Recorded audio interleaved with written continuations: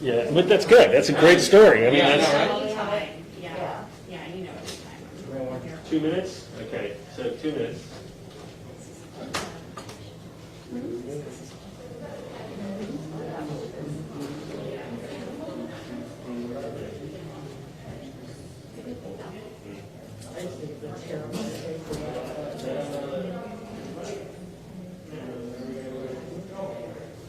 Meeting of the Titans.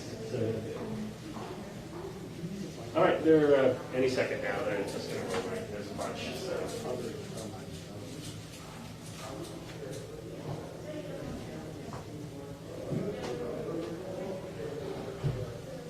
And you missed it, right? Not a request. It's just identify yourself in your. This is going on live. In fact, it's live now to anybody in your shop. Just in case. Just hopefully they'll start responding. Oh, thanks, Bill. Good question.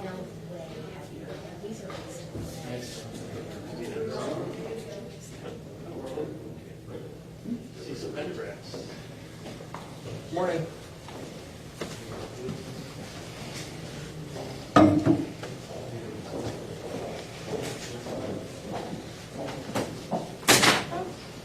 Mr. Hamman?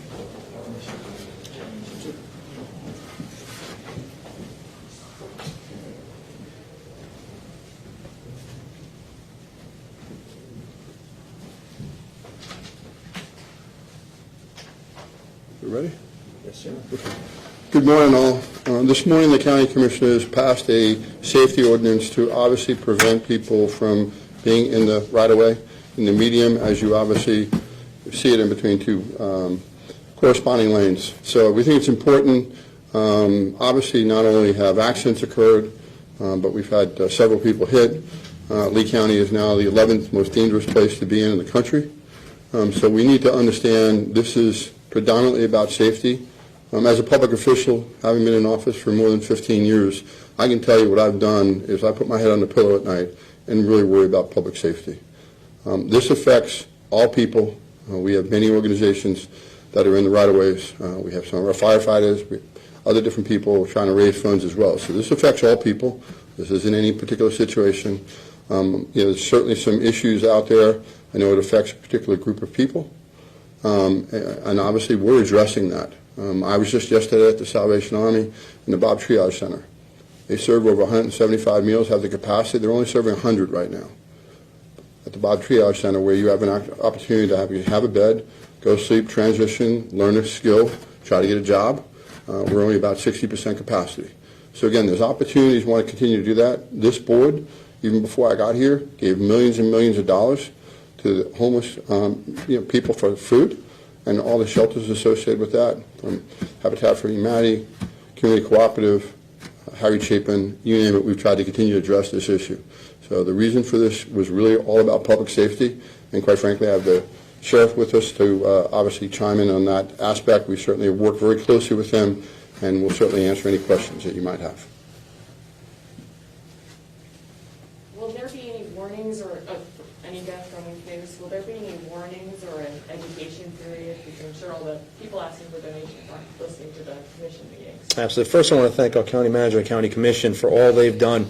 They've worked very hard with us as one team to make certain our grids are the busiest they've ever been, our roadways are the busiest they've ever been.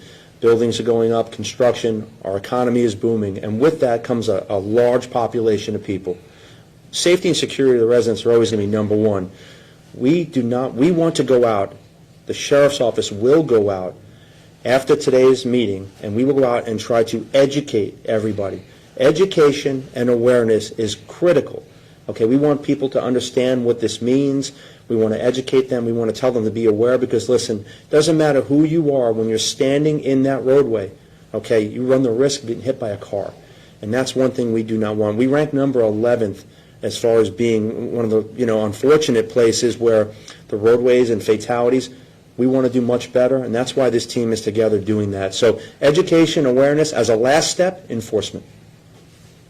Ralph Nance with Fox 4. Is there any specific place of enforcement you're looking at to begin? We're looking at the entire county. I mean, anywhere that this ordinance fits, and it doesn't matter who it is, we want to educate them. Again, safety and security is number one.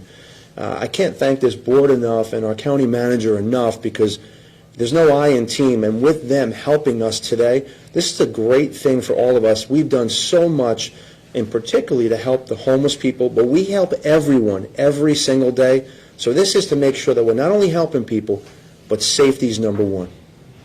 Will deputies be getting any training, I should say, on how to interact with these people, or? Absolutely. So, and we do that training regardless, okay, which it's de-escalation training, it's critical incident training. We train more than we ever have. And that's why I'm proud to say that some of the critical things that we see today, our use of force is down 26%, okay, which is great. We're interacting more with people than we ever have, and our use of force is down. We don't want to have to interact in a negative way ever, okay? We're coming to work to educate people, to make them aware, and to make certain that everyone is safe. And that's the main goal here today, is safety. Sheriff, is there any concern that some of the panhandling activity, as it's put, is currently going on in the unincorporated county where you have the authority to make arrests and to intervene, will somehow migrate to city streets? Anywhere in the county, which is Lee County, where we, the Sheriff's Office, have the ability to enforce if need be. And once again, we want to educate, we want to make people aware. Last result is going to be enforcement. So we will be everywhere throughout Lee County doing the same thing, which is education, awareness, enforcement. So you have the authority to enforce this ordinance in the incorporated communities? Anywhere in the county of Lee. Anika from Wayne, will there be any education campaigns for the drivers who are donating, or will be talking to them? Again, this is, a very deep, complex issue that we have been speaking about very often. Okay, again, you don't just look at the person in the roadway. Now, in particular, you're saying the drivers, so this has to deal with the panhandling side. So the driver who's stopping and giving money is at fault as well, okay? But again, this is more focused on any person, any pedestrian. We use Times Square, for example, Fort Myers Beach.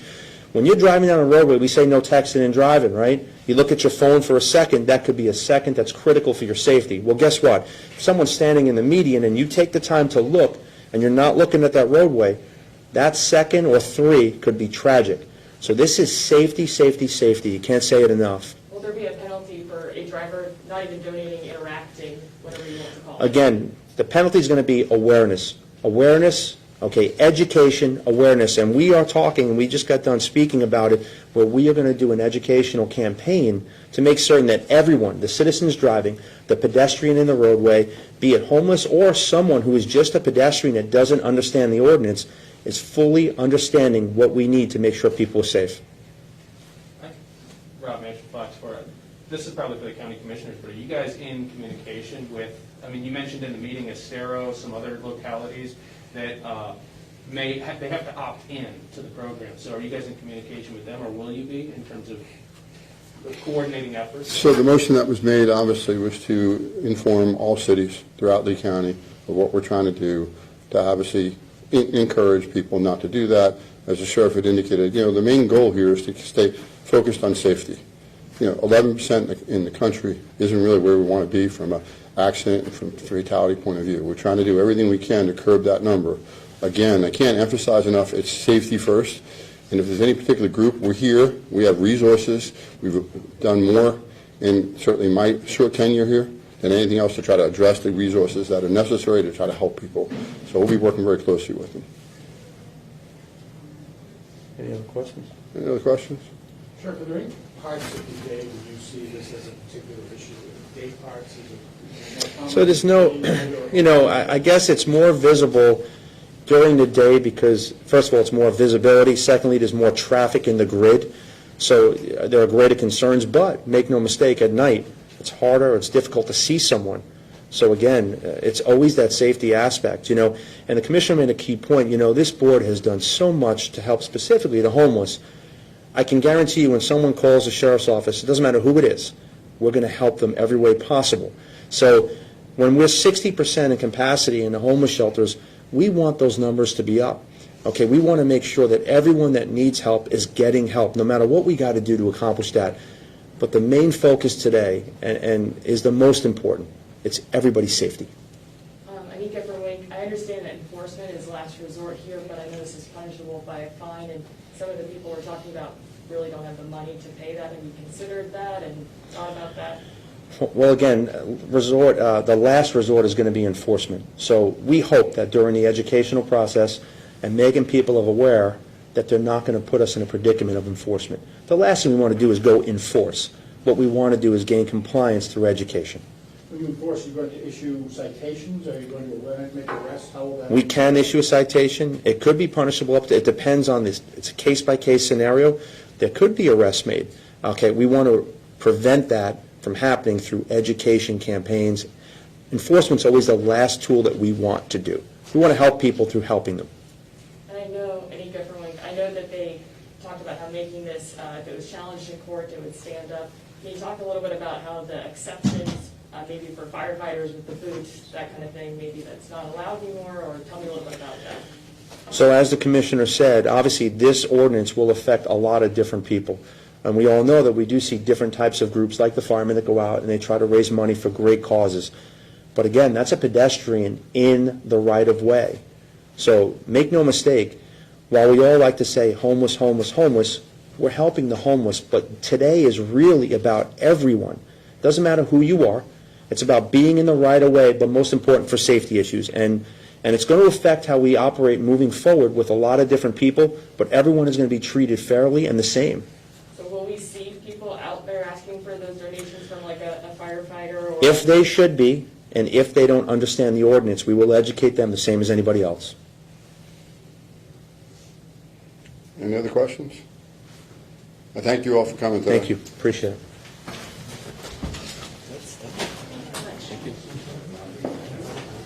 Thank you, guys.